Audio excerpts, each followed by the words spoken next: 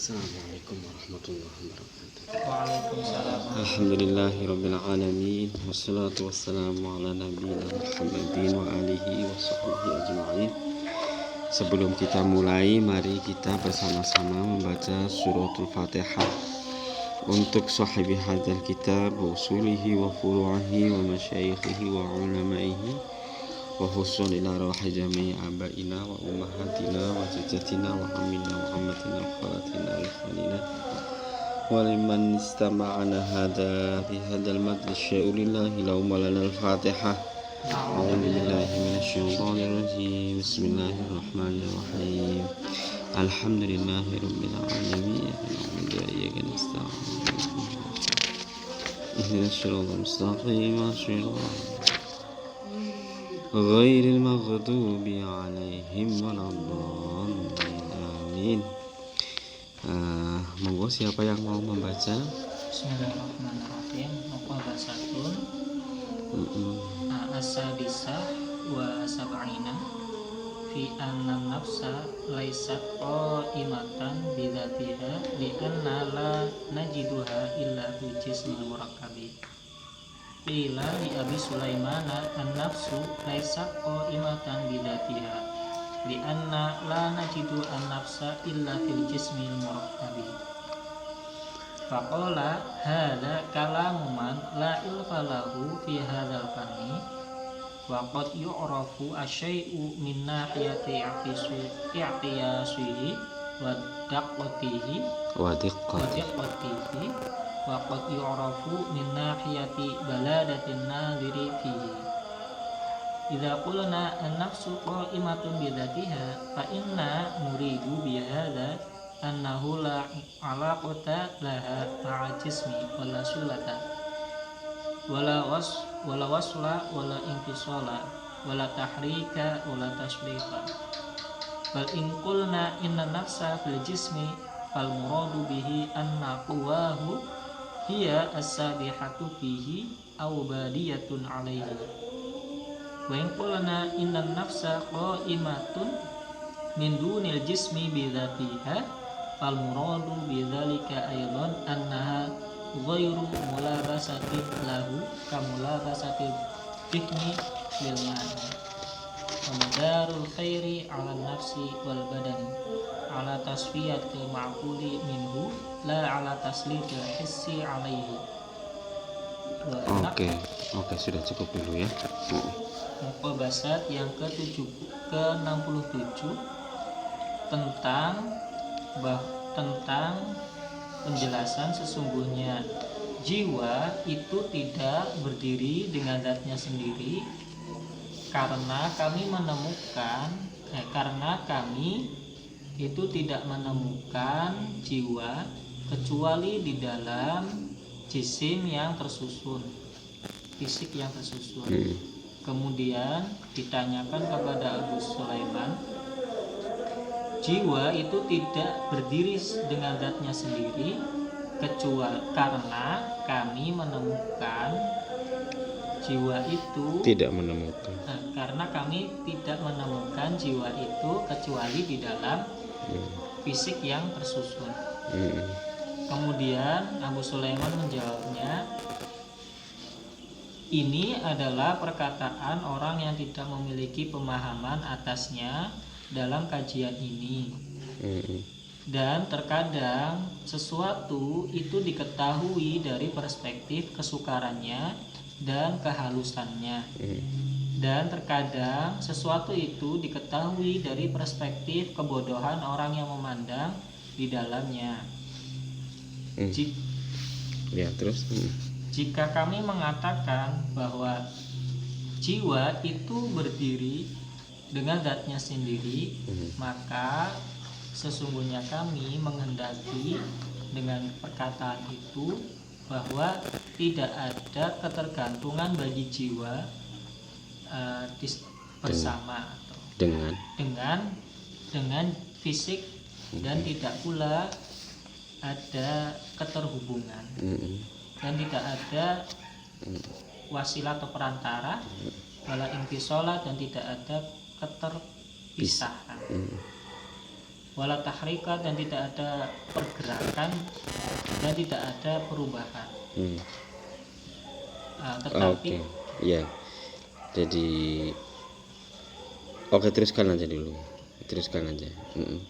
Tetapi jika kami mengatakan bahwa jiwa itu di dalam jisim, maka yang dimaksud atau yang dikehendaki dengan perkataan itu adalah bahwa potensi jiwa itu adalah memahakuasakan Allah fihi di dalam jisim, au badiyatun atau tinggal alaihi atas jisim. Dan jika kami mengatakan bahwa jiwa itu berdiri dengan tanpa jisim, dengan zatnya sendiri, maka yang dikehendaki dengan perkataan itu juga bahwa jiwa itu tidak menempel pada jisim sebagaimana menempelnya minyak pada air. Wa mudarul, dan perputaran kebaikan ini itu atas jiwa dan badan, atas penyifatan hal yang dinalarkan, bukan atas penguasaan empirisme atasnya. Ya. Jadi secara harfiah tadi sudah hampir betul semua pembacaannya dan pemahamannya. Cuman yang perlu saya garis bawahi, kita sekali lagi saya sampaikan bahwa kita harus paham bagaimana teks ini distruktur, dibangun gitu loh. Jadi dia bikin judul, tetapi judul itu mau dia bantah, atau dia bikin judul tetapi judul itu mau dia jelaskan, atau mau dia lemahkan, atau judulnya itu bukan sesuatu yang sesungguhnya akan dia pahami. Nah gitu ya. Jadi ada judul anna nafsa laisat bla bla bla bla. Nah, statement ini ditanyakan kepada Abi Sulaiman, bukan untuk mengiyakan atau bukan untuk mentidakkan, tetapi Abu Sulaiman ingin mengatakan bahwa pemahaman tentang jiwa itu harus dipahami seperti ini loh. Nah gitu. Jadi yang dimaksud adalah seperti itu, begini, bahwa ketika jiwa itu berdiri sendiri, maka maknanya begini. Dan ini tidak bisa dijadikan sebagai lawan kata dari yang lain. Kalau jiwa itu bersama dengan jisim, maknanya seperti ini, kan gitu. Kalau jiwa itu berdiri tanpa jisim, itu maknanya begini, begitu. Kayaknya beda antara an-nafsu qaimatun bidzatiha dengan an-nafsu qaimatun min dunil jismi bidzatiha. Jadi tiga itu. Jadi maksudnya ingin menjelaskan itu, tetapi dia dengan judul yang seperti tadi gitu.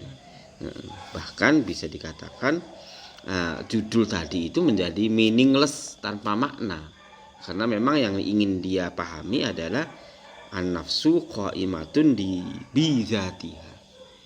Ini kayak seperti ini loh Mas, ya, kayak seperti ini. Ini bisa dijadikan sebagai teori gitu loh. Lu kok mudah sekali teori? Iya, karena teori itu sebenarnya sebuah aksioma, sebuah statement. Gitu loh. Teori itu sebuah statement. Kenapa statement saya tidak bisa dijadikan teori? Ya karena statement saya itu rapuh. Gitu loh. Rapuh. Orang lain atau statement saya itu sudah ada yang mendahului. Misalnya contoh bahwa Tuhan itu esa. Ya itu bukan teori saya kalau itu. Quran aja sudah mengatakan kul Allahu ahad. Jadi itu bukan teori saya. Tetapi coba siapa yang mendahulukan ngomong namanya bahwa teori gravitasi itu rumusnya begini. Einstein ya, Albert Einstein berbicara tentang teori gravitasi atau teori cahaya, kecepatan cahaya itu tidak ada yang lebih dahulu, makanya dia teori. Lah dia konsep tentang jiwa itu seperti ini, itu bisa jadikan teori. Lah kalau sudah dijadikan ini sebagai teori, maka nanti ketika Anda ngomong atau menjelaskan, menafsirkan kullu nafsin dha'iqatul maut, bahwa setiap jiwa itu akan mencicipi tentang kematian. Loh, apa kalau begitu? Jiwa yang apa? Loh, baru bisa melaku omongan itu dari teori ini.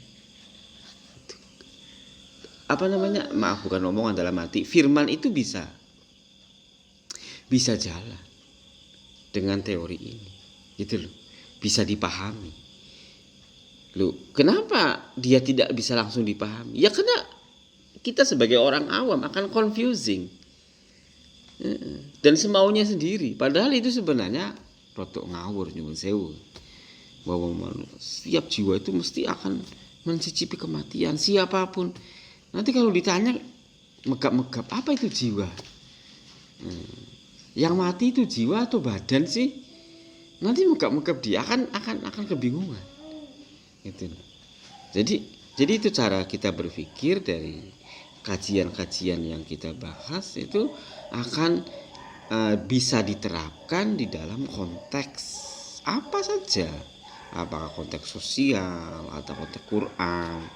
Bukan berarti dia sewenang-wenang membedah Al-Quran, tetapi sekali lagi ini membantu Al-Quran, membantu kita untuk memahami Al-Quran. Gitu loh. Itu satu contoh. Jadi dia rinci apa itu an-nafs qa'imah bidzatiha. Jadi nafas in itself gitu loh. Itu apa? Atau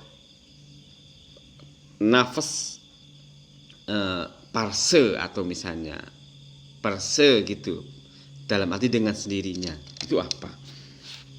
Kemudian ketika nafas di dalamnya, kalau kullu nafsin dha'iqatul maut itu kan jiwa yang bersama jisim, nah gitu kan, yang bersama jisim begitu.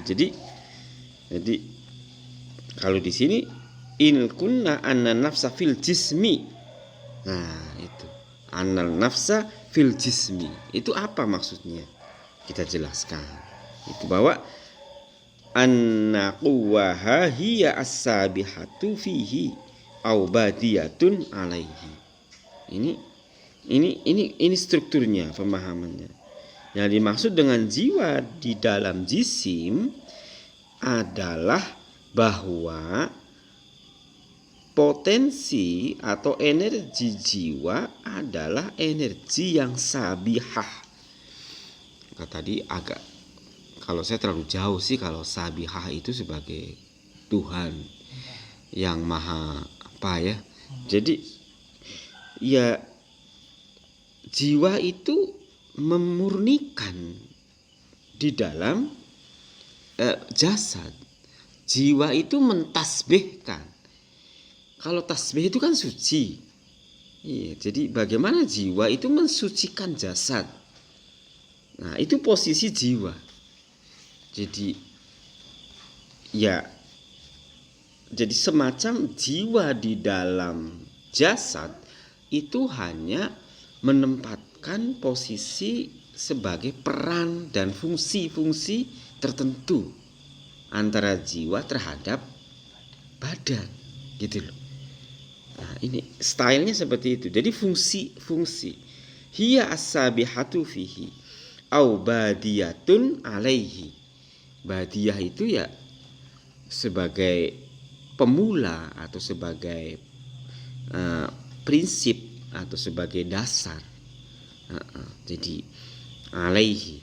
Lah, kalau bahwa setiap jiwa itu adalah mencicipi kematian itu dalam arti bahwa sesungguhnya peristiwa kematian itu peristiwa yang suci, yang prinsipal, gitu loh, yang prinsipal. Jadi jiwa itu mencicipi kematian. Kenapa dikatakan jiwa yang mencicipi kematian, bukan jasad? Karena kematian itu adalah sesuatu yang sabihah, sesuatu yang tidak sekedar persoalan badania, tetapi kematian itu adalah istilahnya hal-hal yang bersifat spiritual di dalam diri manusia sebagai manusia, insan sebagai insan, bukan manusia sebagai makhluk biologis yang makan dan minum. Tetapi mati itu adalah sesuatu yang bersifat spiritual, sehingga relasinya dengan jiwa, gitu. Dan ketika jiwa memberi makna atas kematian, maka kematian itu ya tadi itu kembali lagi spiritual. Makanya kematian itu bukan sesuatu yang kayak semacam ya mungkin perlu ditakuti atau perlu dipestakan atau apa, tapi nilai kesuciannya itu ada, gitu loh, dalam konteks kehidupan, makna kehidupan dan seterusnya. Makanya kemudian bahasanya kalau mengikuti teori ini, kita sedang menerapkan teori ini bahwa idza kulna anna nafsa fil jismi fal muradu anna quwwaha, potensi energi jiwa adalah as-sabihah fihi, di dalam badan, di dalam jisim. As-sabihah itu orang sebenarnya sederhana aja. Sabihah itu tasbih. Tasbih itu nurut. As-sabihah itu pengikut, mengikutkan, menyetir. Kalau yusabbihu ma fis samawati itu orang yang bertasbih, patuh terhadap Allah, gitu kan? Sesuatu itu berpatuh kepada Allah. Artinya patuh itu ya bertasbih. Kalau sabihah itu fa'il, itu menjadi yang menyetir, yang mematuhkan. Jiwa itu mematuhkan badan. Jiwa itu mematuhkan badan. Jiwa itu yang mengatur badan. Nah, gitu. Jiwa itu mengatur badan. Makanya karena jiwa itu mengatur badan, makanya yang mati itu nafas. Loh, ketemu kan? Tuh. Jadi argumennya seperti itu loh, Mas. Jadi ini bisa dijadikan teori, tetapi ya itu harus pelan-pelan gitu, Mas. Enggak boleh cepet. Ya susah ya yang namanya ilmu itu. Nalarnya itu pelan-pelan. Nanti ketemu. Tetapi harus gitu. Jadi ini Pak. Ya as-sabihatu fihi au badiyatun alaihi. Apa badiyatun itu? Tinggal alaihi terhadap jiwa. Ya dia dalam jasad. Ya saya kira sama seperti itu. Jadi saya kira seperti itu ya. Ini pemahaman yang ini langsung praktek loh, biar kajian ini tidak ngawang langit atau kajian ini ya susah untuk dipahami.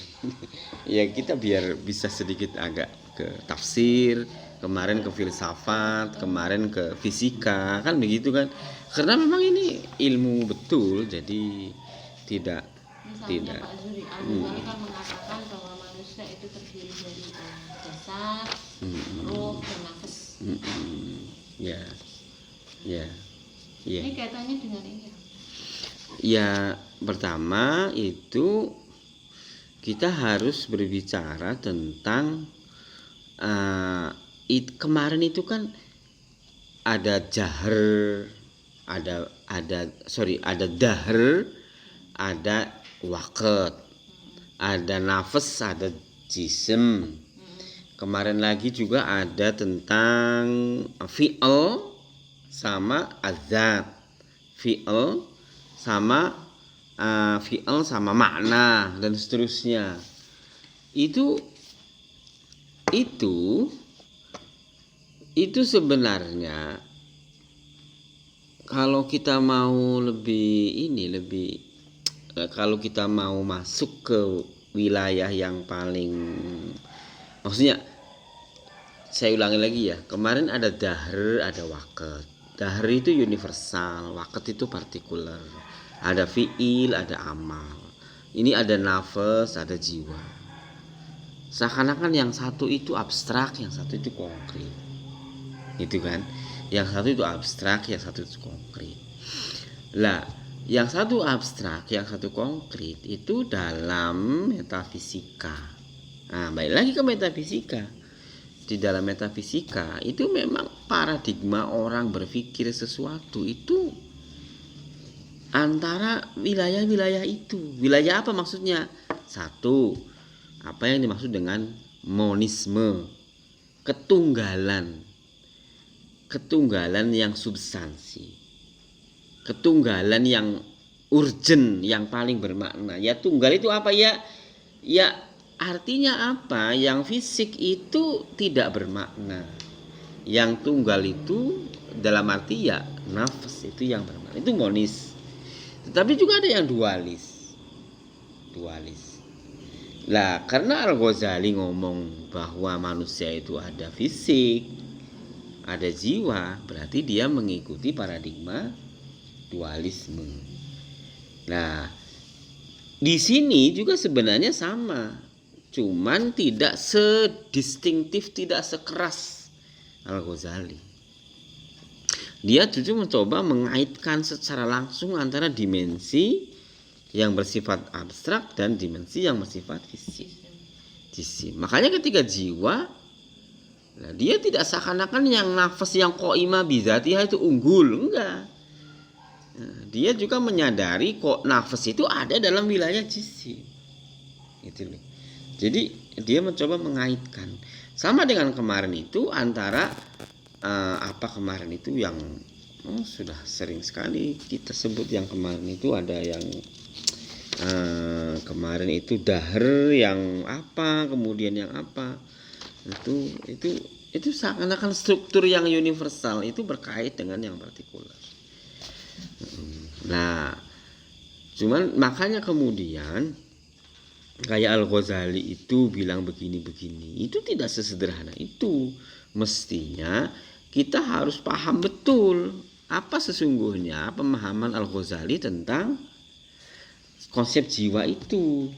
Cuman masalahnya kan yang sering-sering di kalangan kita itu memahami konsep-konsep filsafat ataupun psikologi ataupun ini dari tokoh-tokoh penting seperti Al-Ghazali itu tidak dari sumber primer, sehingga mentah dari sumber sekunder. Dari sumber sekunder itu dari tulisan-tulisan buku bahasa Indonesia yang dia ambil dari Al-Ghazali, rangkuman. Nah, tetapi nyun sewu kadang-kadang rangkuman itu banyak kelirunya daripada tidak kelirunya. Kenapa banyak kelirunya? Karena orang Indonesia itu nulis itu kadang-kadang nggak baca, nulis saja gitu. Risetnya itu kurang. Ya, kita itu risetnya itu kurang sehingga banyak menyesatkannya daripada kalau tulisan-tulisan luar Arab itu kan bacaannya banyak. Tapi kita kadang-kadang agak sedikit ngawur gitu. Jadi seperti itu. Jadi oke ya. Monggo. Berikutnya wa naqli tamtsili wa tashbihi ilaihi. Ala ta'lamu anna syai'a ala kununin kasiyasati fisaisi wa kasaisi fisiyasati wa kalma fi hubbi wa kal hubbi fil baiti wa kal baiti fil fadha'i faqad yulhadu al jawharu fil jawhari ala khilafima yulhadu fil jawhari wa yulhadu al basitu fil murakkabi ala syaklin ghairi syaklin murakkabi fil basiti thumma bainal ladzi qasatahu minal basiti ala qadrin akhara faraqun bidha'fi wa quwwati wa hakadha al halu fil murakkabi wa tarkibi wa bihadzal fardi al muhumi hasala baina syabihaini farqun ghamidun la yaqifu alaihi illa man tawaggala fatawallala wa hasala bainal mutabayinaini syabhun khafun khafin la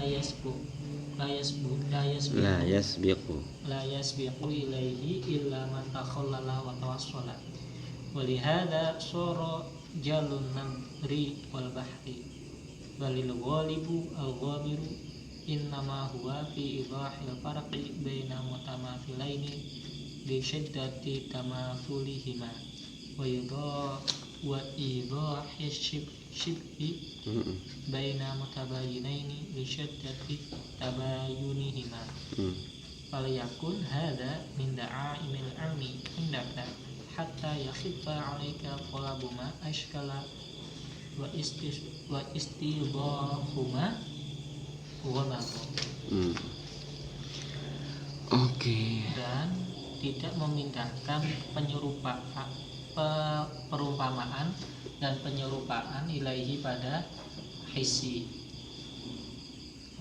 ilaihi pada al-maqlum minhu. Apakah kamu tidak mengetahui bahwa sesungguhnya perkara atau sesuatu itu terdiri dari beberapa bagian sebagaimana siasat di dalam orang yang mensiasati dan sebagaimana orang yang mensiasati di dalam siasat, dan seperti air di dalam wadah, dan seperti wadah di dalam rumah, dan seperti rumah di dalam tanah lapang.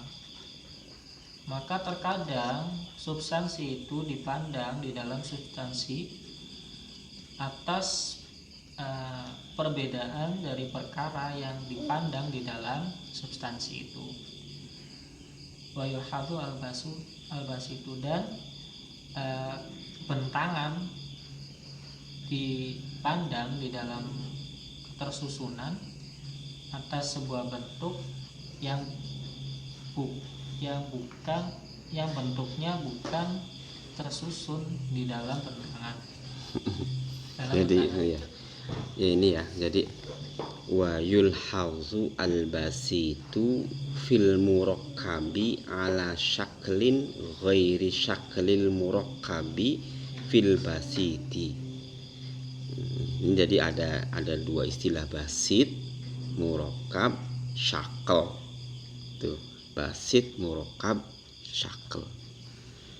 Basit itu intinya di situ ada space, ada ruang yang memungkinkan ruang itu ditempati oleh subjek. Itu basit namanya. Lah, ketika kita bicara basit, kita bicara tentang ruang dan subjek. Ruang dan subjek, space and something atau things, maka itu akan menjadi pola struktur. Benar enggak? Struktur. Jadi kalau saya duduk di sini, ada struktur. Struktur saya sebagai subjek dan time dan space di sini. Jadi ada ruang, ada waktu, ada saya. Itu namanya ada murakkab, ada struktur, ada susunan, begitu. Jadi pada saat yang sama syakl, kalau sudah ada kemungkinan adanya murakkab dan basit, berarti ada bentuk, gitu loh. Jadi bentuk, struktur sama basit itu menjadi satu kesatuan, menjadi satu kesatuan yang tidak bisa dipisahkan. Ini kita ingin mengatakan satu partikel yang paling kecil yang membutuhkan ruang, membutuhkan struktur di dalam partikel yang kita kita asumsikan ada dan membutuhkan syakl. Syakl itu apa? Bentuk itu apa? Bentuk itu dalam arti apakah? Ya kita kalau mengatakan virus corona itu bulat dan bermahkota, itu namanya syakl. Nah syaklnya itu seperti itu kita gambarkan. Oke, cuman yang mau kita pahami dari ini itu apa gitu loh. Wa yalhadu al-basitu fil murakabi ala syaklin, tetapi ingat ya, ghairu syaklil murakabi fil basiti. Jadi sesuatu yang basit di dalam murakab atas sebuah bentuk itu bukan bentuk murakab di dalam basit. Loh. Jadi tidak terbalik. Jangan terbalik. Jangan dari syakl dulu yang tersusun di murakab. Kalimat ini kita tidak syakl dulu, murakab kemudian basit. Tetapi basit dulu, kemudian murakab dan kemudian syakl. Basit itu memungkinkan adanya space yang di situ bisa memungkinkan adanya struktur. Nah, gitu loh. Jadi syakl itu terakhir gitu. Itu artinya kita belajar memahami dari yang paling substansi. Lah, untuk apa kita begitu? Jadi dari tadi wa naqlut tamtsil wa tashbih ilaihi ala ta'lam anna syai'a ala fununin. Apakah kamu tidak tahu bahwa sesuatu ala funun? Something itu in the things gitu loh.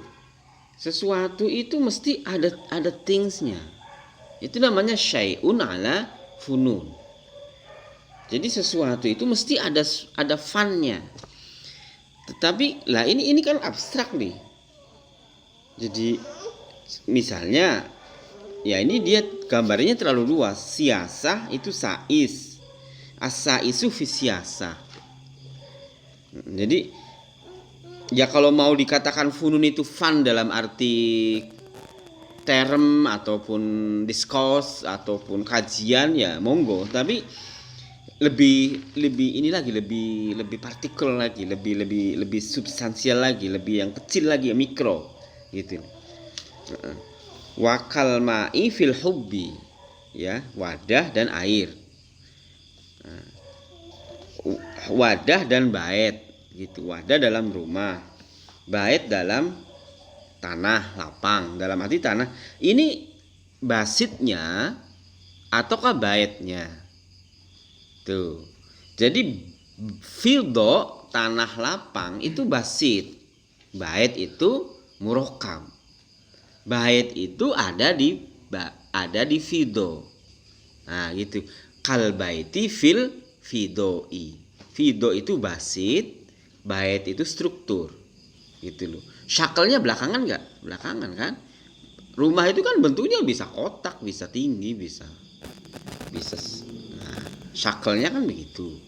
Ini strukturnya. Oke. Kenapa kita disuruh berpikir? Ya karena kita masalahnya ada yang paling prinsipal, an-nafas fil badan. Loh, ya enggak? An-nafas fil badan itu jangan Anda seakan-akan jiwa dalam badan. Badan itu syakl enggak? Syakl kan? Jadi syakl itu carry gitu loh. Syakl itu belakangan. Nafasnya dulu ini loh. Gitu loh. Nafas ini menjadi basit untuk badan. Loh, ketemu enggak? Jadi dia mencoba berpikir secara filosofis untuk membangun konsep-konsep nafas yang di dalam Al-Quran agama itu menjadi bahasa-bahasa yang seakan-akan mudah gitu loh, seakan-akan kita, tetapi di sini makanya di sini membantu gitu. Itu ya, jadi arahnya ke situ lah. Itu satu masalah basit, masalah. Tetapi yang nomor berikutnya itu ada istilah taslit, gitu kan? La ala taslitil hissi alaihi. Jelas kan bahwa bukan dalam konteks penguasaan jiwa, penguasaan his indrawi alaihi atas. Nah ini kok alaihi atas apa ini kok mudzakkar. Kalau nafas kan biasanya muannas atau badan ya, boleh lah gitu. Tapi saya kira strukturnya seperti tadi. Nanti biar nggak ambiar lagi gitu ya. Biar nggak ambiar lagi, nanti ambiar lagi kalau dirinit lagi, dirunut lagi, di ini lagi. Oke, sekarang berikutnya. Kemudian pemabayanan dari kasota. Kemudian di antara perkara-perkara yang terbagi dari al-basit itu atas ukuran yang lain, ada sebuah perbedaan di antara yang lemah dan yang kuat. Hal ini merupakan keadaan di dalam ketersusunan, di dalam murokab yang tersusun dan ketersusunan. Wa bihadzal farqi al-mahumi hasala baina syabihaini farqun ghamidun la yaqifu alaihi illa man tawakkala wa taqawwala. Oke. Wa hasala bainal sampai di sini dulu, coba dimaknani dulu. Dan dengan ketentuan yang dipahami ini telah menghasilkan sebuah perbedaan di antara dua penyerupaan. Perbedaan yang tersembunyi di antara dua penyerupaan yang tidak ajab alaihi atas keadaan atau basit ilaman tawaghola wa tawaghola, kecuali orang yang Tawakkola sangat jauh masuk ke dalam negeri. Kalau di kamus sangat jauh masuk ke dalam negeri gitu.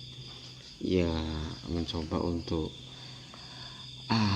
apa ya istilahnya, ini mungkin kayak semacam agak sama dengan itolah begitu, atau monggo masuk misal agak jauh seperti mas tak apa namanya itolah ataupun monggo masuk. Iya monggo iya. Iya, mau istirahat dulu atau oh iya iya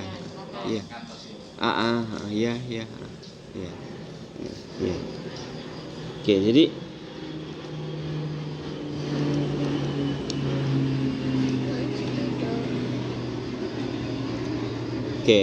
summa bainal ladzi qasatuhu minal basit ala qadrin akhar. Kemudian di antara apa yang terstruktur di dalam basit atau apa yang ada di dalam basit dengan segala unsur-unsur di dalamnya, itu ada perbedaan, ada identitas. Yang satu misalnya do'af, yang satu kuwah. Gitu loh. Ini saya ingin mengatakan bahwa partikel-partikel di dalam basit itu space yang menampung beberapa item, beberapa unsur begitu. Maka ada yang lemah, ada yang kuat. Oke. Sama juga keadaan ini dalam murokab dan tarkib. Jadi misalnya kalau saya tadi itu ada struktur, ada sebenarnya kalau tarkib itu kalau struktur kalau tarkib itu sebenarnya struktur tapi biner. Nah, itu baru tarkib ya. Struktur tapi biner. Tidak semua struktur itu biner. Biner itu istilahnya ya berlapis-lapis lah gitu. Itu biner. Gitu. Jadi dia ingin mengatakan bahwa struktur itu intinya tidak stabil, tidak konstan dalam ruang, misalnya dalam bentuk, dalam berat, di dalam unsur yang sama antara struktur yang lain, gitu loh. Gitu. Jadi dia ingin mengatakan seperti itu. Jadi istilahnya lah ini pada konteks ini, perbedaan ini itu kemudian menghasilkan asumsi baru ataupun hipotesis baru yang dihasilkan dari dua hal yang serupa di antara perbedaan yang samar. Dalam arti kan gini, tesisnya itu, hipotesisnya itu dia katakan bahwa struktur di dalam dua dimensi tadi itu tidak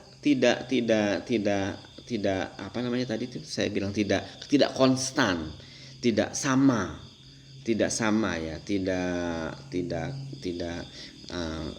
comparable gitu antara satu dengan yang lain, uncomparable gitu loh. Baik itu dari luasnya, beratnya dan seterusnya. Lah, oleh karena itu karena ini tidak sama, maka perbedaan antara keduanya itu menjadi ghamid, menjadi confusing, menjadi membingungkan gitu loh. Jadi ini ingin mengatakan begini.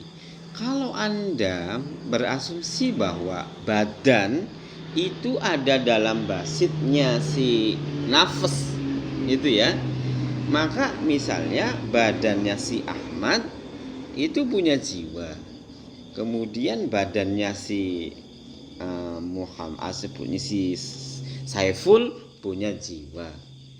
Nah ini kan sama antara badan sama nafas itu dalam dua contoh Saiful dan Ahmad itu seperti apa?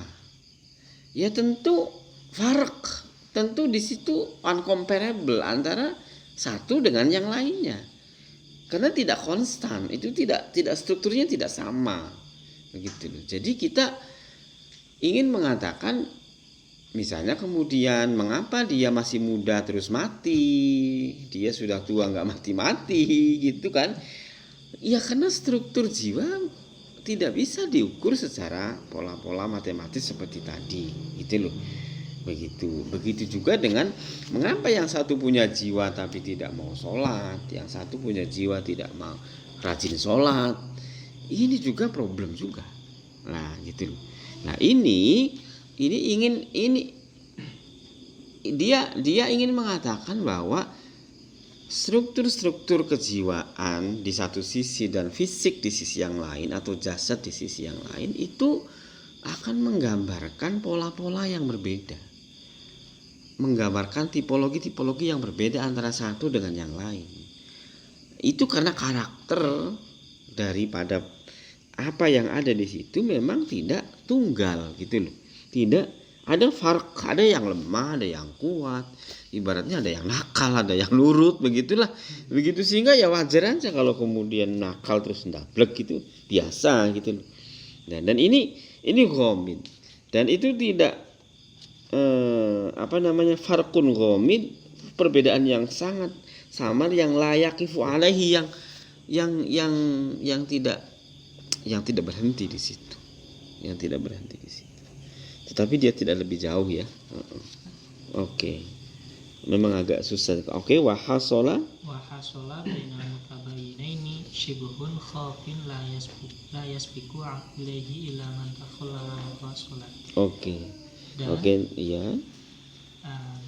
Hasil dari antara dua penjelasan ini ada sebuah penyerupaan yang samar yang tidak mendahului kepada al-basit illa man takhallala wa tawassala, kecuali orang-orang yang menyela-nyelani wa tawassala dan menghubung-hubungkan. Iya.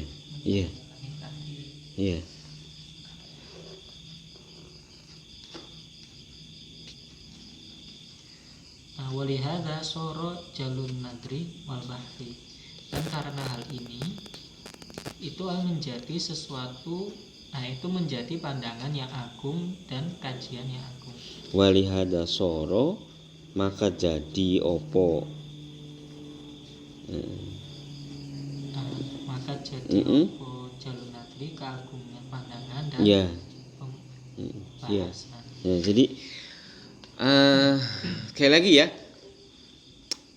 ada quwah, ada dhaif, ada murakkab, ada tarkib, dan itu menjadi farak bainahuma. Nah, tetapi mutabayin, saling menjelaskan, gitu loh, saling menjelaskan. Nah, meskipun saling menjelaskan, hal itu tetap aja menjadinya itu adalah syibhun khaf, masih hasilnya tetap confused, gitu. Dan tidak bisa la yasbiqu ilaihi, tidak bisa didahulukan, dalam arti tidak bisa diklaim bahwa ini yang benar, ini yang keliru, ini yang kuat, ini yang dhaif. Itu tidak bisa. La yasbiqu ilaihi. Tidak bisa diklaim seperti itu. Illa man takhallala wa tawassal. Kecuali hanya orang-orang yang mencoba untuk memisahkan atau menyambungkan aja, gitu. Memisah dan menyambung itu yang menghasilkan pola-pola mutabayinain tadi itu, ataupun yasbiqu tadi itu. Lepas dari kepesimisan Imam Abu Sulaiman As-Sistasani tentang memahami struktur basit sama murakkab tadi, hadza soro ini menjadi penalaran yang agung. Nah, gitu loh, penalaran yang sophisticated, penalaran yang sangat sophisticated ya. Jadi sophisticated itu ya canggih lah, gitu lah. Penalaran yang agung dan kajian yang agung, begitu. Bal al-ghalib ad-dhamir innama huwa fi idahil farqi baina mutasamilain.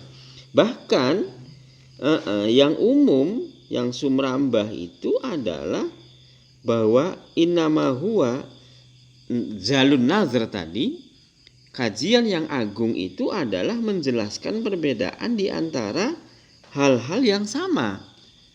Itu loh. Jadi kalau membedakan yang beda, nah itu mudah.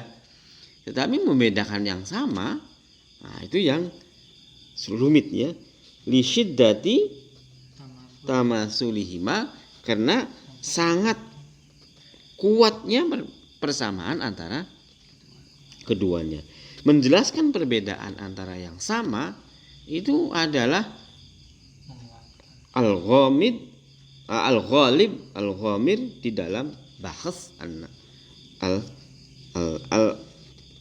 al-jalla nazar atau jalla bahas, gitu.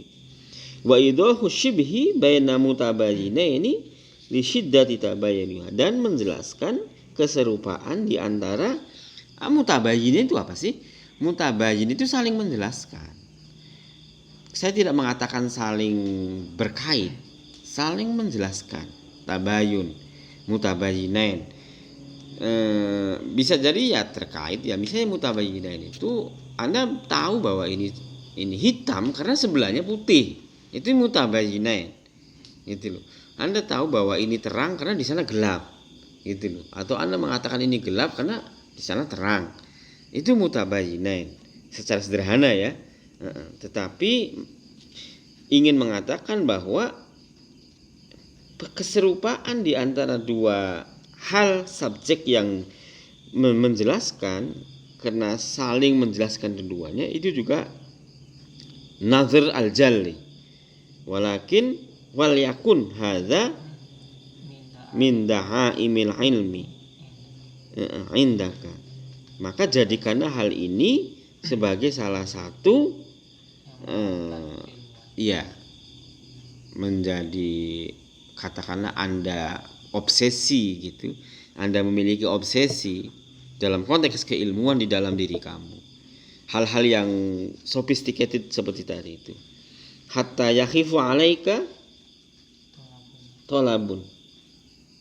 Talabu ma ashkala wastidohi ma ghamada. Sehingga memudahkan kepada kamu untuk mencari apa yang menjadi problem dan menjelaskan apa yang menjadi masih tersembunyi. Jadi di bagian akhir ini kalau boleh saya ringkas bahwa struktur jiwa dengan nafas itu begitu kompleks. Positioningnya, strukturnya gitu, kemudian konsepnya, kemudian embodyingnya itu menjadi sangat kompleks. Dan ketika ini kompleks dan Anda tertantang untuk masuk di dalamnya, maka Anda adalah orang yang terobsesi dengan pengetahuan dan Anda dianggap ya baguslah gitulah. Mungkin seperti itu. Jadi itu Alenia ini seperti itu intinya. Oke, masih terus? Boleh? Bismillahirrahmanirrahim. Wa qad salafa, dan yang telah lalu wa qad salafa fi haditsin nafsi ma fihi shifaa'un nafsi wa sayamurru fi ma baqiya minal kitabi aidan ma yakunu nafiyan likathirin minasyibahi wa dafi'an lil kathiri minal i'tirabi wa hadzal ja fi haditsin nafsi innama huwa li ghalabati ashqil baqai ad-daimi wal hayati sofiyati minal kadari wa kaifa ma na'tana an-nafsa wa anba'ana anha fa innaha ba'inatu syakli wal kaili wal hali wal dhahiri wal batini wal fi'li wal infi'ali wal haqa'iqi wal khasa'isi amma alaihil badani. Oke, sampai sini dulu. Dan yang telah lalu dalam pembahasan tentang jiwa, sesuatu di dalamnya adalah obat jiwa. Jadi pembahasan tentang jiwa yang menyangkut dengan obat-obat jiwa, iya, itu sudah lampau. Wasayamuru dan terus wasayamuru, dan kemudian di dalam bagian minal kitabi aidon, di dalam sesuatu yang berikutnya atau sisa dari kitab ini juga mayakunu, sesuatu yang ada nafian di kafirin nasyibahi, penafian atau peniadaan bagi banyak keserupaan, wadafi'an lil kathiri, dan menolak bagi banyak minal i'tirati, penghalang, dan menolak banyak penghalang. Wa hadzal lahji fi haditsin nafsi, dan lahja ini di dalam perbincangan tentang jiwa, innama huwa li ghalabati aishqil baqa'id daimi, bahwasanya lahja tersebut karena mengalahkan kecintaan pada hal yang kekal, yang daim, yang selamanya, wal hayati sofiyati minal kadri, dan kehidupan yang murni dari kotoran. Wa kaifa ma na'tana nafsa, dan bagaimana kita tidak mensifati jiwa, wa anba'ana, dan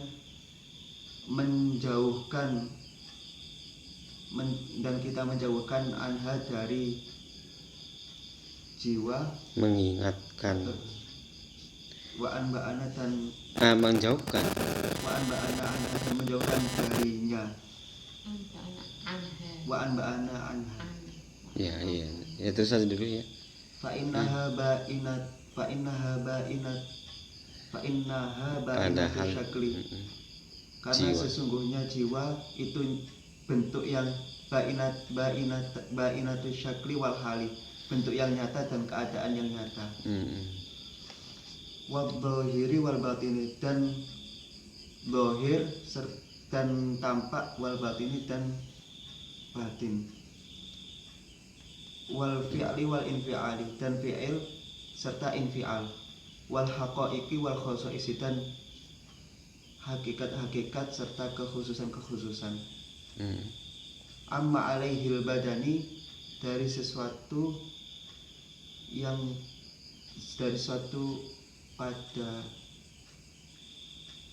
amma alaihil badani, dari suatu padanya badan.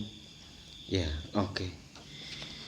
Jadi cerita tentang jiwa, yang dimana cerita itu adalah bentuknya ya obatnya jiwa, itu sudah lampau ya, dan akan lewat juga sesuatu atau akan disinggung juga sesuatu di dalam kitab, apakah kitab ini atau kitab yang lain, sesuatu yang dalam arti sesuatu itu adalah hadisun nafas, itu bukan nafasnya tapi hadisun nafas, yakni sesuatu yang cerita tentang hadisun nafas yang nafian itu menjadi negatif begitu, nafian itu menjadi kontradiktif juga boleh, dikasirin minasyibhi, karena banyak sekali keserupaan itu dalam arti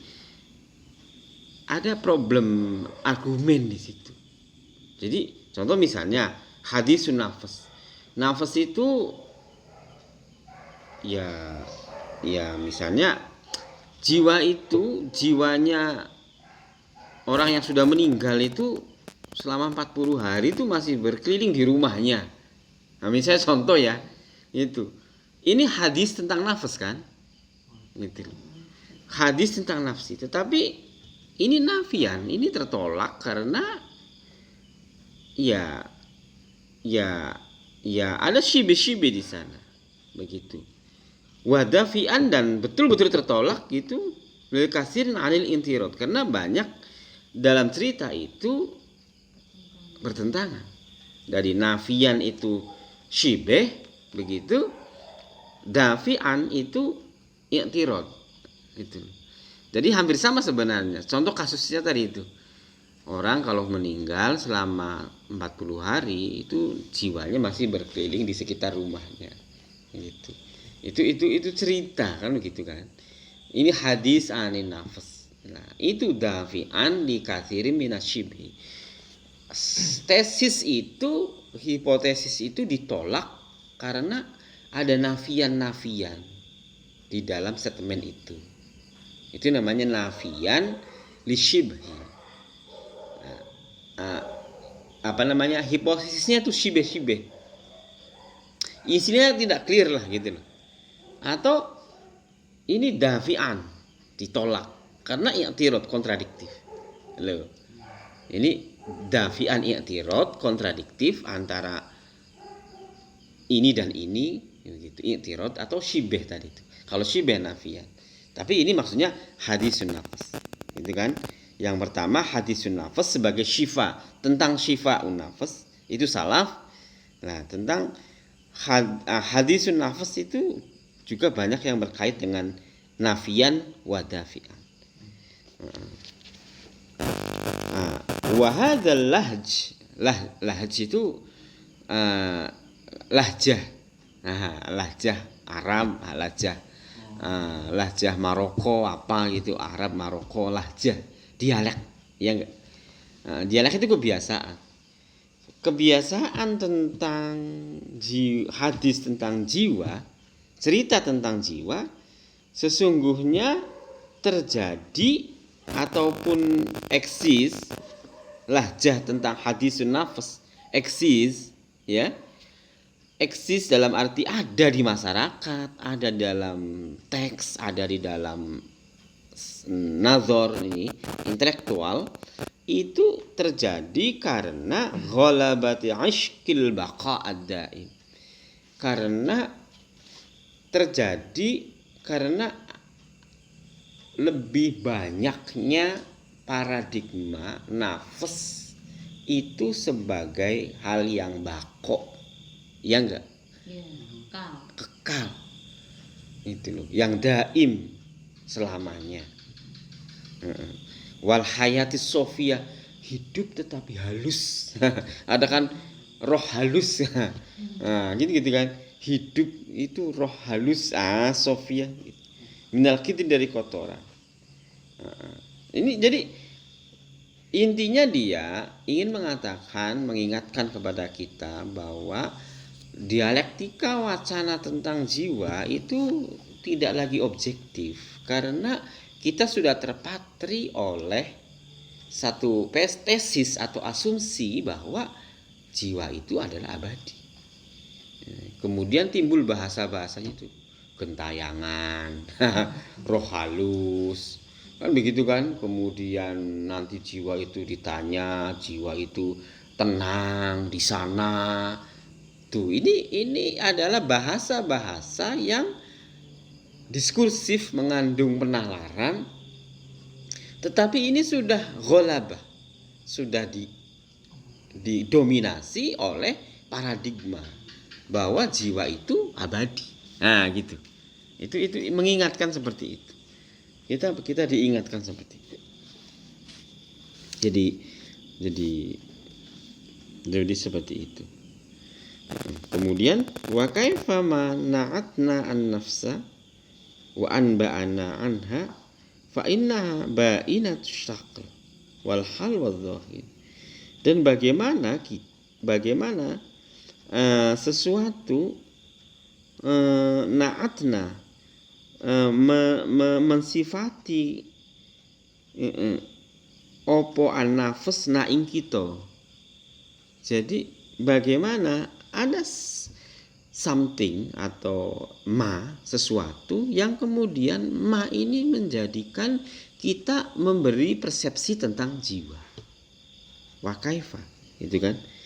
Wa anba'a, dan mengingatkan kepada kita anba'a naing kita opo anha saking jiwa. Itu opo anha saking jiwa. Jadi anba'a, nanya itu maf'ul, fa'ilnya itu anhanya itu dari tentang jiwa. Jadi misalnya di sana ada gentayangan. Nah, itu Nah, gitu kan? Itu nanti masuk ke dalam kita. Anba'a, mengingatkan. Ing kita anha dari jiwa. Jadi ada itu membentuk pola, makanya tadi membentuk. Jadi katanya ini semantik, ini adalah semiotik, tanda-tanda bahasa. Itu kemudian anba'ana, itu membentuk struktur nalar kepada kita, diskursus anha dari jiwa. Tuh, gitu. Jadi polanya seperti itu. Wa kaifa ini peristiwa. Ini bisa jadi teks juga. Misalnya Anda ngaji Durratun Nasikhin, kitab Durratun Nasikhin. Neraka begini, jiwa begini. Itu sebenarnya. Itu na'atna, menjadikan kita punya persepsi tentang nafas. Musonif ingin mengatakan bahwa struktur nalar kita tentang jiwa itu ya terbentuk oleh sesuatu yang dari luar. Jadi tidak mesti itu sebagai sebuah kebenaran. Gitu. Kalau itu sebuah kebenaran, bagaimana kita mempertahankannya? Kan begitu. Wa kaifa fa innaha. Kemudian dia menyimpulkan fa innaha, sesungguhnya jiwa yang diambil dari tadi ba'inatu syaql, satu. Itu kan? Walhal bainun itu jelas ataupun wis tegas, tolak bain. Iya kan, ada talak bain, talak yang tidak bisa disambung lagi. Bain itu ya sudah jelas, dalam arti sudah clear gitu, nggak bisa direka-reka lagi.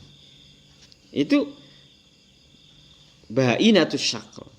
Kemudian wal hal wal dhahir wal batin wal fi'al wal infial wal haqa'iq wal khasa'is amma alaihil badan, dari sesuatu yang memang alaihi pada ma itu al badan. Dari ya kita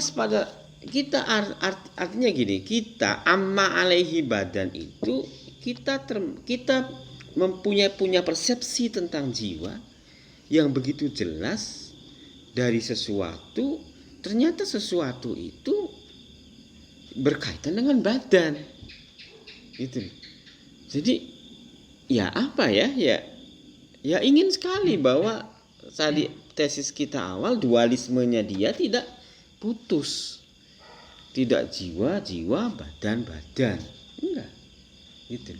Karena di sini kata-katanya amma alaihil badan. Fa innaha bainatus syakli anma alaihi al badan.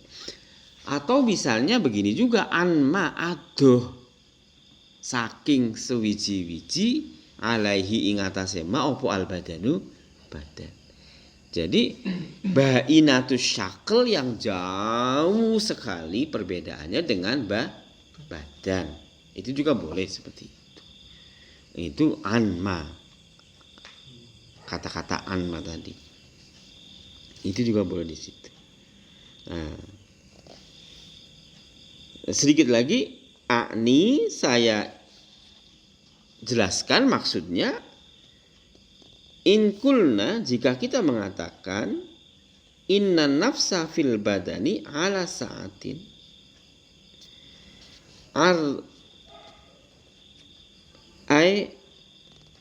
arodo opo al hululu fi mawadi'ihi au kulna masrifatul jismi ala sa'atin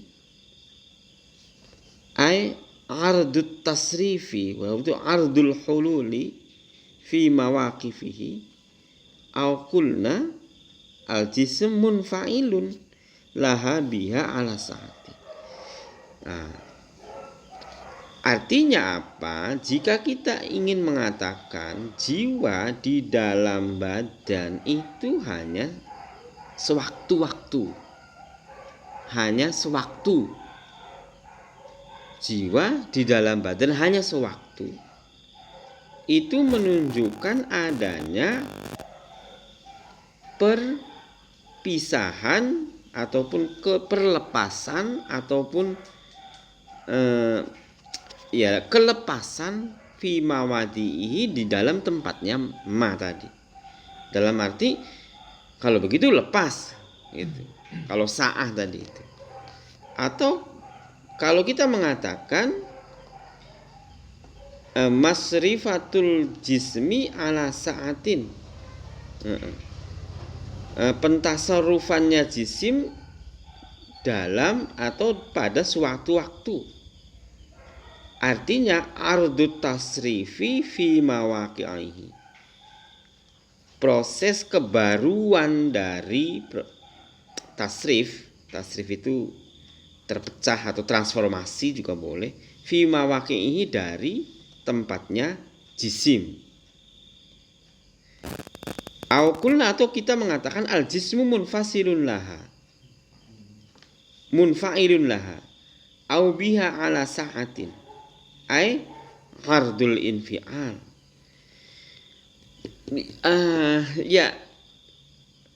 Nanti nggak selesai. Tapi maksud dia ketika dia ingin mengatakan bainatus syakli amma alaihil badan, itu ya sama saja ketika kita mengatakan jiwa itu di dalam badan itu ala sa'atin, sewaktu-waktu, itu artinya ada sesuatu yang baru yang lepas dari tempatnya. Gitu loh. Jadi dia ingin berpikir jernih, sejernih mungkin tentang apa maksudnya dari setiap kata-kata ini. Ya, makanya kalau Anda menafsirkan kata-kata itu kullu nafsin dha'iqatul maut, itu harus clear setiap kalimatnya. Sama dengan ketika dia mau menjelaskan nafas dengan badan itu. Keterpisahan itu maksudnya apa? Apakah keterpisahan itu begini dan seterusnya. Ini kita harus pahami betul. Nah, ini satu yang rumit, yang belum selesai, tetapi banyak poin-poin yang bisa kita pahami sedikit-sedikit. Mudah-mudahan ada manfaatnya. Mari kita akhiri dengan baca hamdalah bersama.